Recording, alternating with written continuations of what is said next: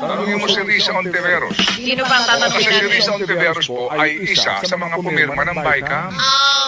Yes, noong 2024. Hello, ito yung mga nag-aproba, mga kapatid, ng BICAM report ng GAA 2024 kung saan nakalagay nga yung provision na pinapayagan daw po na kunin ang sinasabing excess fund ng PhilHealth at ilang pang GOCCs gaya po ng PDIC.